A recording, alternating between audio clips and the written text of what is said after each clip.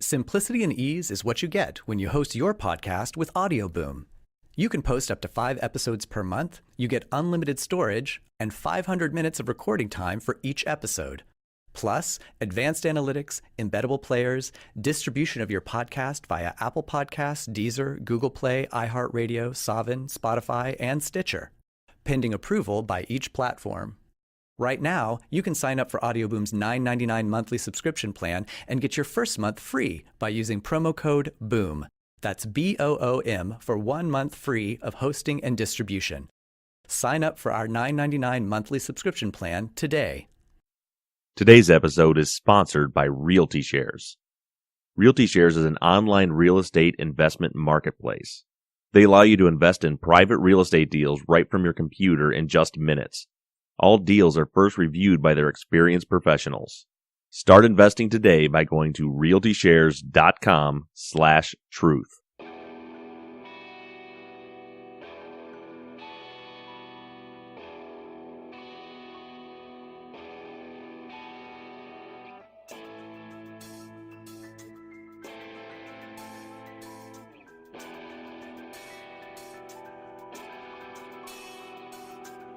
Hello everyone and welcome back to Truth and Justice.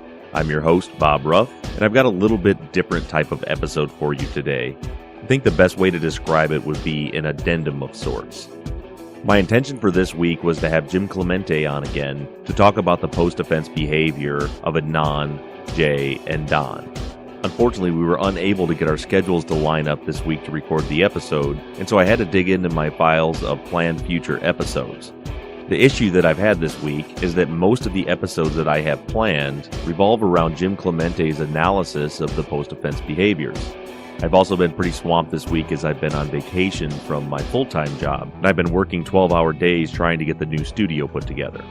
And for all of you that have been asking, we're almost there. We just completed finishing all of the drywall today, so it's a matter of sanding, painting, carpet, and getting everything installed. So when I figured out this morning that Jim wasn't going to be available tonight to record, I dug into my emails to find out what all of you, the listeners, want to know. And over the last several weeks, around 90% of the emails that I get are all regarding questions about Don. I know that we've talked about Don on several different episodes already, and there's a lot of information out there online, but judging from the majority of the emails that I'm getting, it occurred to me that most of you listeners are getting all of your content through the podcast and aren't participating in online forums or social media to get any of the additional information. So what I'm going to do today is lay out the case against Don, all in one place, in one episode. I'll be discussing everything that we know about Don. And I know that a lot of this has been addressed already, but I'm hoping that this will be a useful tool to get all of this information in one place. Now, before I get into that content, I want to make something very clear. This episode and this information is not an accusation. I'm not accusing Don of this crime or suggesting that Don is the one who committed the crime. I'm simply laying out all of the facts that we know so that you can make your own decisions on the case. And one thing that I will say in caution to all of you is to be careful about making assumptions. Remember that Adnan has been sitting in prison for 16 years based on a lot of loose circumstantial evidence. Assumptions were made and blinders were put on, and we all know what the end result was. So try to be objective, listen to the facts as they're presented. Don't worry about what you think that I might mean. Just take an objective, unbiased look at the facts of the case. And as far as the case is concerned, there has been a huge development in Adnan's post-conviction relief proceedings.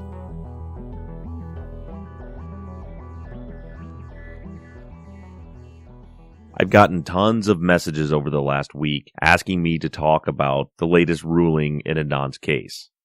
And I don't want to spend too much airtime on it because it's already been thoroughly covered by Undisclosed. So all of you who have not heard it yet, last Monday, Undisclosed released their addendum, and they also released a bonus episode where they explained what happened in the case. So if you haven't heard it, I would suggest all of you go back and download that episode and listen to it, as the Undisclosed team did a great job of breaking it down. The quick breakdown for any of you who somehow are not aware of what happened last week: the judge ruling in Adnan's post-conviction relief proceedings granted the motion to reopen Adnan's case. And what that means is that in the next couple of months or so, there will be a hearing. And in that hearing, the judge has ruled that Asia's testimony will be heard, all of the new cell phone evidence will be heard, and the court will be hearing Adnan's case of alleged prosecutorial misconduct. Long story short, this is a huge win for Adnan's legal team, and it is a huge win for all of you who helped to make it happen. This is by far the most exciting thing that has happened in this case. And my unprofessional prediction is that in that hearing, Adnan will be granted a new trial. I've had a lot of people congratulating me on this victory, and while I appreciate all of the kudos, I do want to say that this really has nothing to do with me.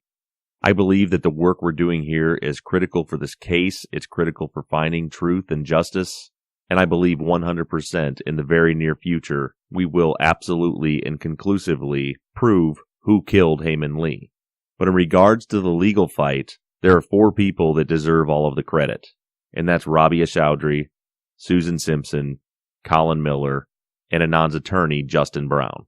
They are the ones that have been working on the court case and all of the legal angles involved.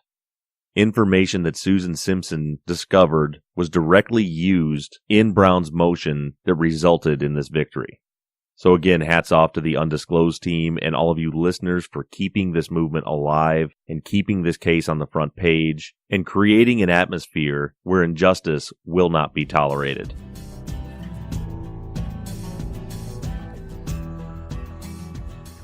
On this podcast, I have identified in my investigation Don as a prime suspect in this case, and that is strictly my opinion. And so as I mentioned today, I'm going to lay out everything that we know about Don and let you decide for yourself if you agree that he should be a suspect. And I would love to hear your thoughts. Just email them into me at theories@truthandjusticepod.com. And very quickly along those lines, I'm sure you've noticed that I haven't been reading a lot of emails on the show in the last several weeks. And I just wanted to let you all know that I am still reading all of them. And the reason I haven't been reading them on the show is because lately a very large majority of them are theories. And I know that when we began this case, most of the content of the show was derived from listener theories. However, at this point in the investigation, I personally feel that it could be considered slanderous to be reading theories about how a particular individual might have committed this crime when we're talking about a very real person who at this point is still innocent as far as we know. So please keep sending those theories and those ideas into me. Know that I do read them all, and they are a big part of my investigative process as I take all of the theories that come in and I try to apply them to the evidence and see which ones are plausible and which ones aren't. So your theories are still very useful to the investigation. I'm just for the time being not at a point where I think we should be reading them on the air. And once I have a theory that we can prove, believe me, you will hear it. So what's the deal with Don? Well, first of all, let's briefly summarize who Don is from what we know about him. Don was born and raised in the Baltimore area. In his early teen years, his parents divorced. Through this investigation, we know that Don's father has had several brushes with the law. He has several arrests on the books for alcohol-related crimes, resisting arrest, DUIs. He has no felonies, all misdemeanor offenses. But it's known that he was certainly no stranger to the back of a squad car. Don's mother, from the best that I can tell, has always been an outstanding citizen, no criminal record, nothing much to see here. Around the time that Don was entering high school, his father remarried, and his mother and her current partner began cohabitating. From all the sources at Don's high school, it looks as though Don was not a very social person.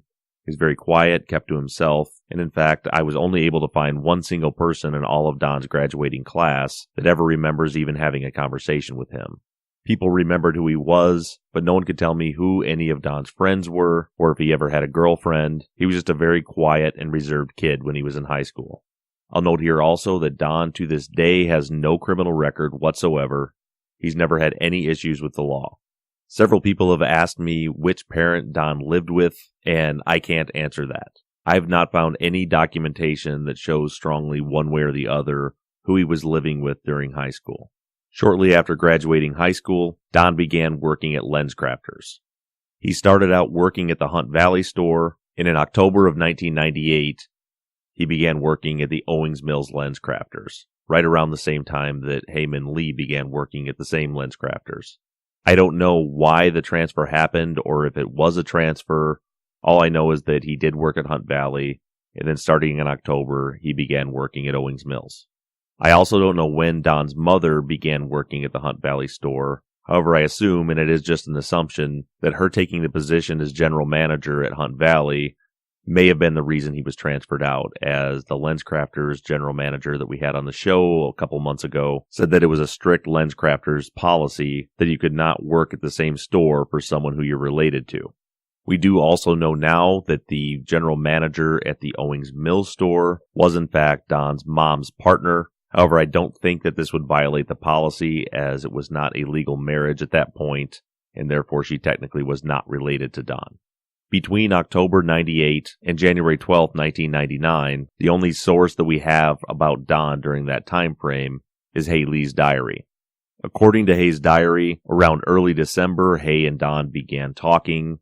Don gave her his phone number, and Hay was very much infatuated with Don during that time. On January 1st, 1999, Hay's diary indicates that she and Don went on their very first date. Now, one interesting point that is somewhat of an inconsistency is Hay's diary says that on December 31st, she went to Owings Mills, saw Don, rode around in his Camaro, and planned their very first date for January 1st. However, Don's recollection of their relationship was slightly different. This is Don's testimony from the first trial when Urich was questioning him. They were talking about the occasion when Hay had gotten into the car accident, and Adnan and Don both looked over the car. And we know from Hay's diary that that occurred on December 24th. Urich asked Don if he had ever met Adnan. He said yes, the one time. And this was the series of questions and answers. Urich asks, now where were you when you first saw him that occasion? Don responds, I believe I was walking up to my car, and he drove up. Urich, what did he do as he drove up? Don, pulled up alongside my car, got out, and started talking to me. Urich, and this was after you had started dating Hay Lee. Don, yes. Now, Don also mentioned the same thing when he was interviewed on Serial. He told Sarah Koenig that the occasion of meeting Adnan when Hay had wrecked her car was a typical meeting of an old boyfriend and a new boyfriend. What the significance of this is, I can't tell you for sure, but it is something that's left me scratching my head. Hay explicitly states in her diary that she and Don did not even go on their first date until January 1st, yet Don says they were dating before December 24th. So there's most definitely an inconsistency there. It also strikes me as odd that on that occasion, Adnan is the one who gave Hay a ride home. Now that could just be logistics, as Don lived in Bel Air and Adnan and Hay lived back near Woodlawn, but still struck me as a little bit odd. Don says that at that meeting, Adnan was friendly and told him he just wanted to make sure that he was a nice guy. So according to Don, they were dating before Christmas. According to Hay, they went on their first date on January 1st. After that, Hay spoke in her diary of another date where they went to the movies. Hay's infatuation with Don grew, and then on January 13th, Hay disappeared. So after we take a quick break to hear about our sponsor, we'll break down Don's actions after Hay's disappearance.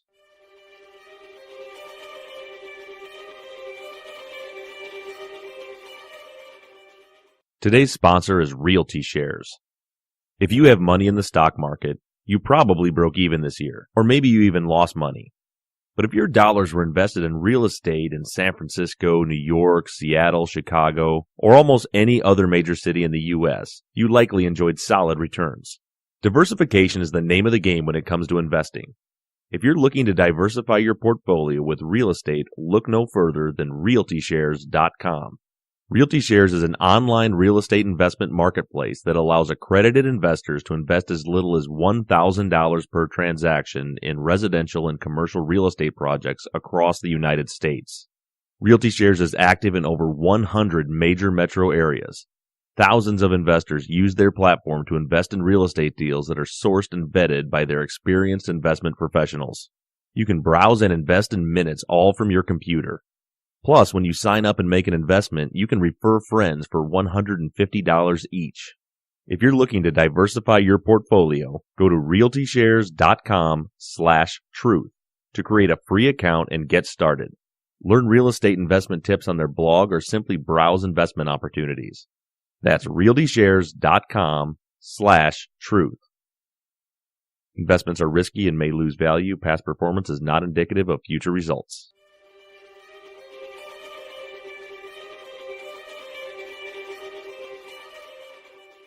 We don't know where Don was during the day on January 13th.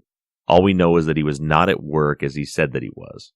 According to the police reports, sometime around 6 o'clock, the police tried to get a hold of Don. They called LensCrafters and left a message for him, and they also called his home. The first time the police actually made contact with Don was the night of Hayes' disappearance at 1:30 a.m. And the report reads, I spoke to victim Lee's boyfriend, and he advised that he does not know the whereabouts of Miss Lee. Don advised that he had talked to Miss Lee last on January 12, 1999. Now, one thing that I've noticed in this report is that in this report, the very first report, Don does not say that he saw Hay on January 12th. He doesn't say that she was at his house or that they spent any time together. It just says that he talked to her on January 12th.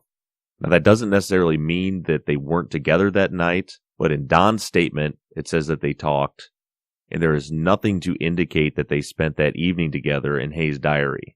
And another thing that I noted in Hayes' diary is in many of the entries, she notes when it's really late at night.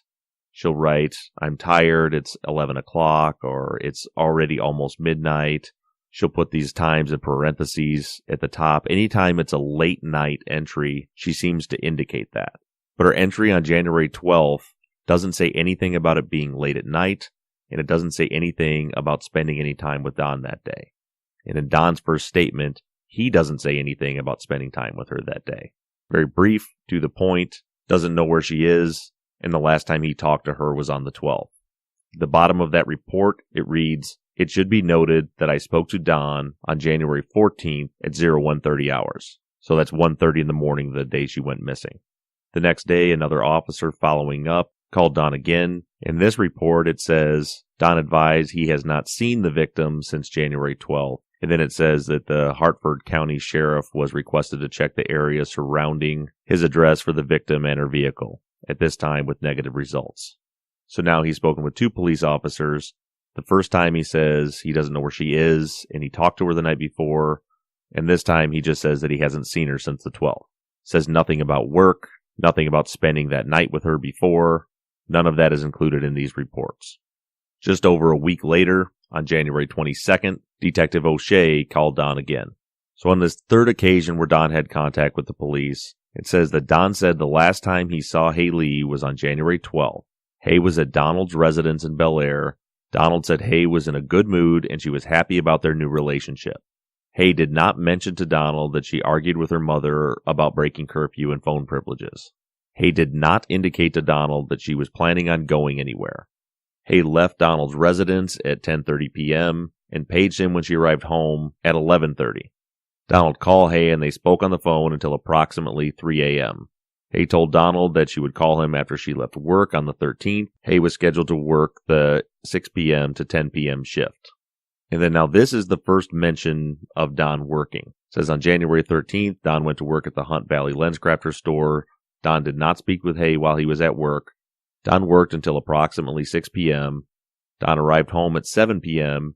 and he was advised by his father to call the Owings Mills store. Don called the store and he said he was told that Hay Lee was missing. So according to Don back on the 13th, by 7 p.m. he knew that Hay was missing and did not make contact with the police until 1:30 a.m. Don said Hay broke up with Adnan in mid-December of 98. Adnan came to the store after they broke up. Don met Adnan, and Don said Adnan was polite and cordial. And then it says Hay told Don that she spent the summer of 97 or 98 in California with her father. Hay also said she would like to live in California. And then there's a note at the bottom of the report that says the undersigned met with Don in person on February 4th at Owings Mills LensCrafters store. The information obtained was the same as provided in this correspondence. So those are all the contacts that Don had with the police. 1:30 in the morning, the night Hay went missing. The next day on a follow-up. 8 days later on January 22nd, where he now says that he was working and that Hay didn't have plans to go anywhere. But then he ends the end of the interview by saying that Hay also said she would like to live in California. Now, 10 days later, on February 1st, is when Detective O'Shea interviewed the Owings Mills manager, who was Don's stepmom. Now, again, O'Shea had no idea that she was Don's stepmom. He just thought that he was interviewing Don's boss. Stepmom says Haley was scheduled to work at 6 p.m. on the 13th. She did not show up for work, nor did she contact anyone. She said that Don was working at the Hunt Valley Lens Crafters on the 13th. She said he arrived for work at 9:02 a.m., took a lunch break from 1:10 to 1:42, and he left work at 6 p.m. And as I've mentioned on previous episodes, those were the exact times that were listed on the falsified time card. At this point, Don is done dealing with the police, but then in comes Mandy from the Anihi group. We don't know the exact date, but we believe that she was brought in by Hay's family in early February. She interviewed Don, and these are the notes that she has. The note says, co-worker and new boyfriend, contacted both by police and by Mandy Johnson. Don appeared mature, articulate, but not overly concerned. Although helpful and polite, he did not sound in any way emotionally concerned with Haley's disappearance. He felt she had gone to California to be with her father, but he did state that he hoped she would contact him. He did say that she had a girlfriend whose parents were away on vacation for the week ending 1/16. He did not know who it was, but offered the information, quote, just in case. So again, Don's reinforcing the idea that she might have gone to live in California, and offering up an alternate scenario that she may have been staying at a girlfriend's house that week. Mandy Johnson mentions Don again in the summary of her report. She says she spoke with Haley's colleague at Lens Crafters, Don. Haley had recently been dating Don, and she seemed very enthusiastic about their relationship. He stated that they had gone out together the night before her disappearance, January 12, 1999. He confirmed that this was the last time he saw her. He said that he had called her later to assure that she had arrived home safely. During the date, he claimed she told him that she'd had an argument with her mother earlier that day and that she had expressed the desire to live with her father in California. When asked how she would accomplish this, Mr. seemed to think she would either drive there or leave her car in the satellite parking facility at BWI Airport and fly by commercial airline to California. He did not appear as enthused about their relationship as Haley's diary indicates that she was. So as you can see, as time goes on, Don starts by saying that he had talked to Hay on the 12th. Then he says that he saw her on the 12th, but she didn't have plans to go anywhere. Then he mentions that she might be going to California. And by this last interview, he has a detailed account about how Hay told him exactly how she would go to California, which parking lot she would park her car in. She would fly by commercial airline. Very specific. Now, there are a few other sidebars that a lot of listeners have asked me about. One of the things are Don's employee evaluations from Lens Crafters. These were included in the packet that Lens Crafters sent the defense, and Susan Simpson posted them on her blog, The View from LL2. The reviews that Don had from Hunt Valley were all pretty normal. In fact, most of them were good. However, these reviews are pretty scathing. Now, two things to note. All of these reviews were done after Haley was murdered, but they are also the only reviews we have from the new store. And I just want to put that out there because some people have made assumptions about how his behavior changed after Hay was murdered. And that may be the case, but it's also important to note that this is also a different store and a different lab manager creating these reports. I'm not going to read them on the air, but anybody who is interested in seeing them, go check out Susan's blog, The View from LL2. A brief summary of them is that Don is criticized several times for blaming other people for mistakes. They say that he needs to learn to stay calm and deal with problems. They mention some integrity and honesty issues. They talk about falsifying documents and documenting his hours correctly. And again, you can read them in full on Susan's blog. Now, the last bit of very strange information regarding Don in this case is a stray note in the police files. It's a handwritten note. It's undated and unsigned. There's several other things written on the page, but it says, none of Hay's, and for the life of me, I cannot make out what that word is. I've heard people say that it's none of Hay's friends or none of Hay's classmates, but the handwriting's so bad, I can't say for sure exactly what it says. But it says, none of Hay something like new boyfriend. And then under that, it says, new boyfriend assaulted Debbie. And that note has been a mystery to everyone looking into this case since the beginning. Debbie is Hay's friend who had the 7-hour-long conversation with Don on the phone.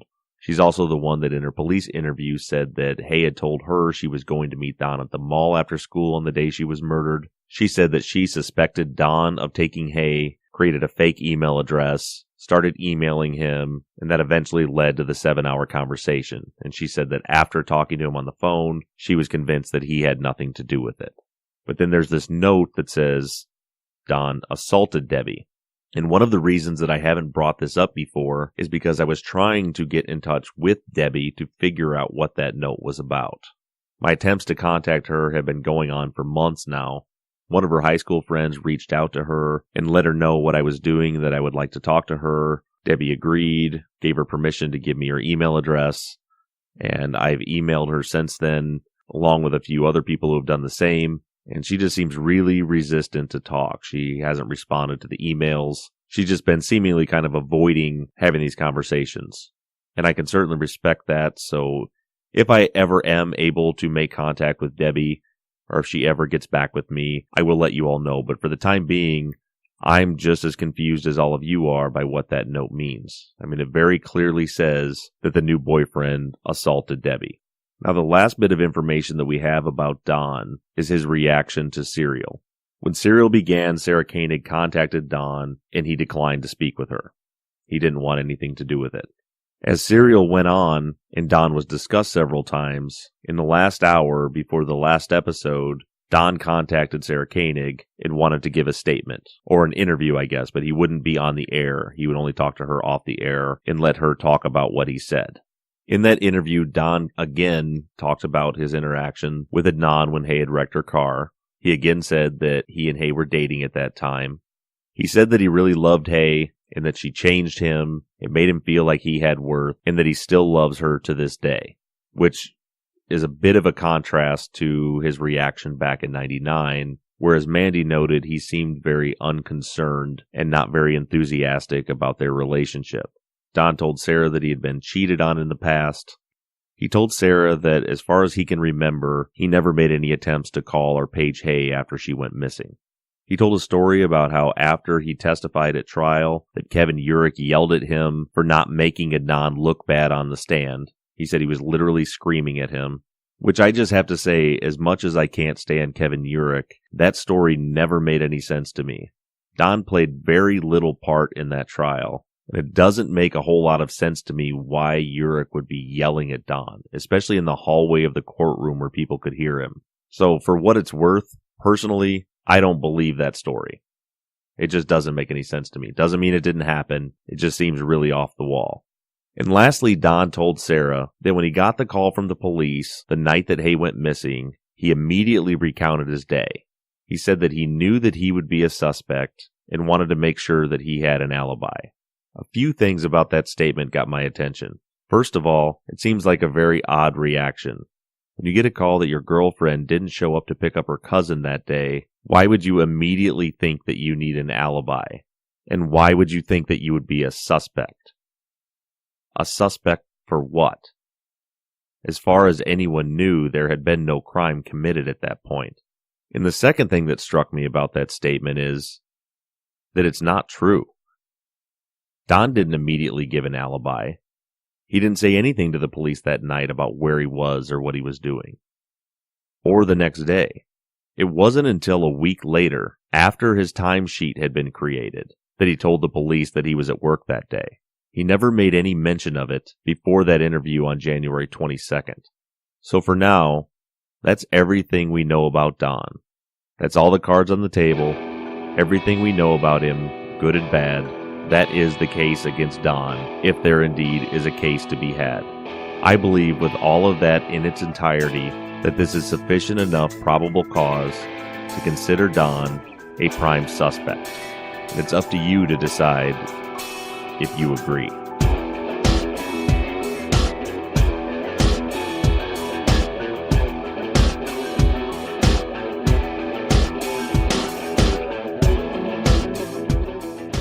Thank you to Johnny Rose of Slightly Subversive Music for creating all of the music for the show. Thank you to Tate Krupa for creating our logo. Thank you to Realty Shares for funding today's program. And thanks to all of you for continuing to stay engaged, sending your thoughts, theories, and ideas, and being my investigative team to help bounce ideas off of. Please keep sending your thoughts into me at theories@truthandjusticepod.com. Check out the show's Facebook page, Truth and Justice with Bob Ruff. And if you like to have some daily chitter-chatter back and forth, follow me on Twitter at TruthJusticePod. I look forward to hearing from each and every one of you, but as for now, I'm signing off. I'm Bob Ruff, and this has been Truth and Justice.